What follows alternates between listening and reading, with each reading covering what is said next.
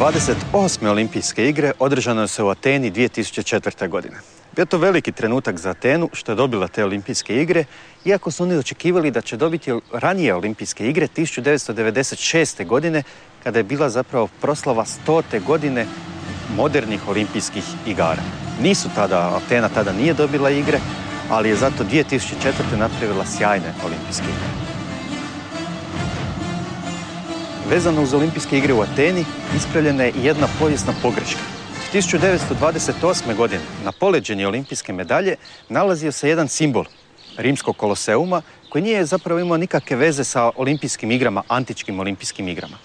Za olimpijske igre u Ateni 2004. napravljena je nova pozadina olimpijske medalje gdje se uz grčku božicu pobjede Nike, koja se nalazila i ranije na medalji, sada nalazi motiv Panatenejskog stadiona, antičkog stadiona iz antičke Atene. Grčki sportaši uvijek otvaraju mimohod sportaša na ceremoniji svečanog otvaranja. Uvijek idu prvi. A sportaši iz zemlje domaćina uvijek idu zadnji. U Ateni 2004. postavio se problem. Hoće li Grci ići prvi, kao Grci, ili zadnji, kao zemlja domaćina. Pa je napravljen svojevrstan kompromis gdje je grčka zastava i jedan grčki sportaš su otvorili svečanu povorku sportaša, a ostatak njegovih grčkih kolega sportaša bili su na začelju i na taj način je riješena ta nedoumica kako organizirati mimohod otvaranja. Bio je još jedan problem u Grčkoj. Uvijek se olimpijski plamen pali u Grčkoj, u antičkoj olimpiji, i tada putuje štafetno do mjesta održavanja olimpijskih igara.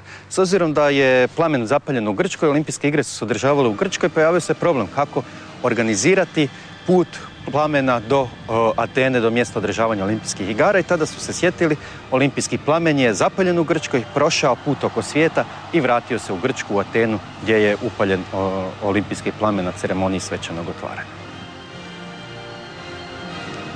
Pored izgradnje niza sjajnih novih sportskih objekata u Ateni i okolici, nekoliko sportskih natjecanja ili disciplina održano je na antičkim objektima gdje su se održavale još sportska natjecanja u antičko doba.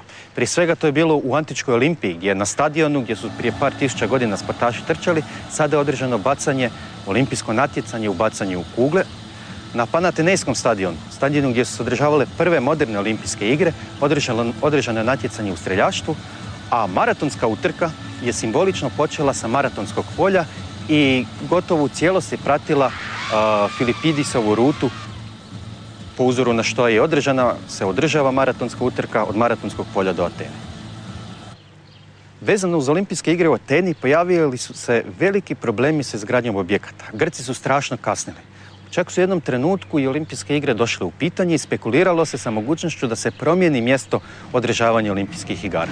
Međutim, u konačnici Grci su sve objekte stigli završiti na vrijeme, svi oni su bili maestralno napravljeni i predstavljali su zaista sjajne sportske objekte i Grci su na taj način se pokazali svijetu u pozitivnom svjetlu.